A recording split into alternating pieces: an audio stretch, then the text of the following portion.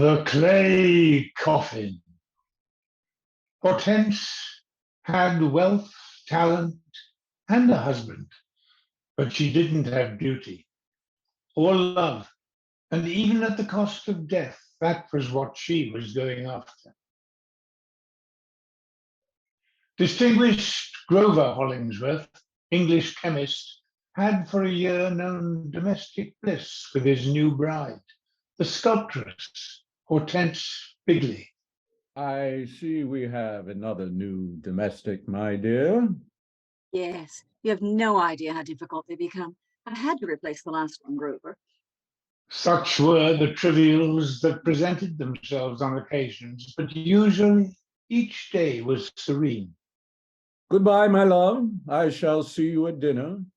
Don't work too hard at your sculpturing. I won't, dear. Goodbye. But Hortense wasn't too ambitious for labor that particular day. I wish I had her face. Grover would probably love me for myself instead of my work. He'd be my lover instead of a lover of art. Well, I'd best go down to my studio. It was a peculiar workshop, buried like a dungeon and just as gloomy. With the Kingston exhibition coming up, I'll have to work, like it or not. But I can't concentrate the way I should. My hand shakes. And later, as the Hollingsworths settled in the library for another evening at home. Thank you, miss. My Hortense, you have good taste. This young lady is very pretty. Thank you, sir. Hortense found that night an especially disagreeable one. For instance, even in her slumber, she was disturbed. What on earth is that? Someone laughing. And Hortense was in for a shock.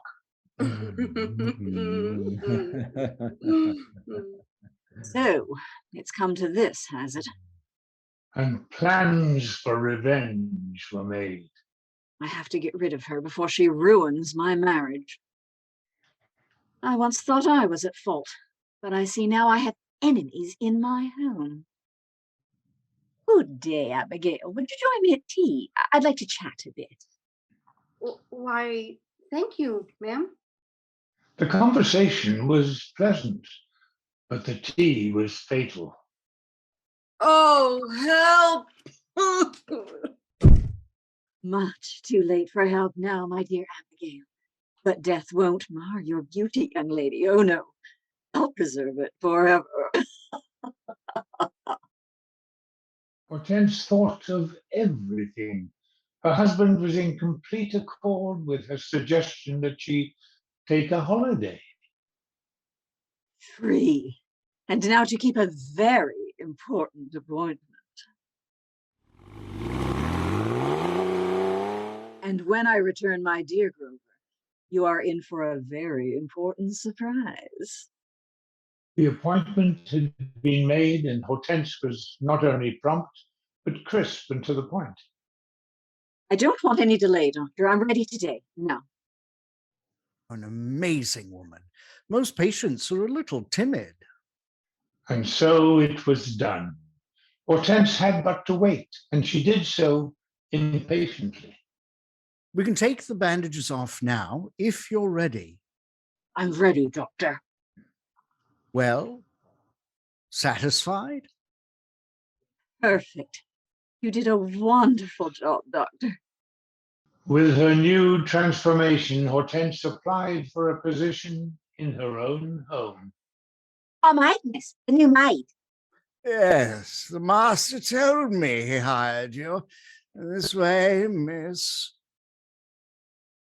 My wife usually attends to the hiring of our help, but I am sure she'll approve of you. Thank you. I'll try to please.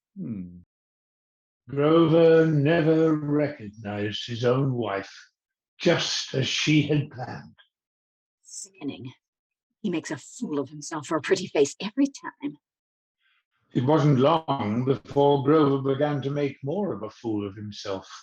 will you have dinner with me, Agnes? Why, I'd be delighted, sir.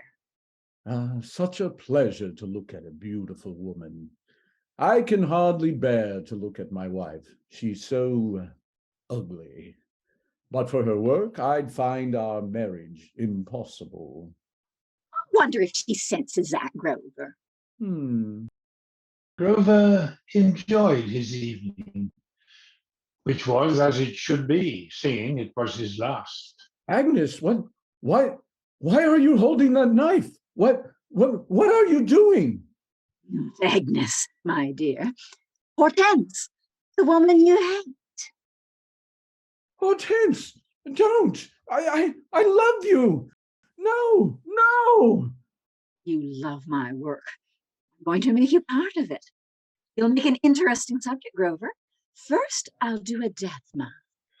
But fate had other plans. Hortense staggered under the weight of her dead spouse, struck her head, and fell unconscious into the lime pit. Soon the two bodies sank into the hardening mass, and not a trace of them remained. Puzzled over the strange and sudden disappearance of his master, the butler called the police. Come now, my man. Are you sure you didn't do away with your master and the maid? Jealous of the master's attention to the maid, huh? No, I told you all I know. Investigation proved little. Each clue was traced, but the mystery only deepened. Well, Sargent, I'm afraid we'll have to place this in our open file, unsolved. And so the house remains. Someday, someone will make the grim discovery in the lime pit. But even then, no one will ever know the horrible secret of the murder in play. The end.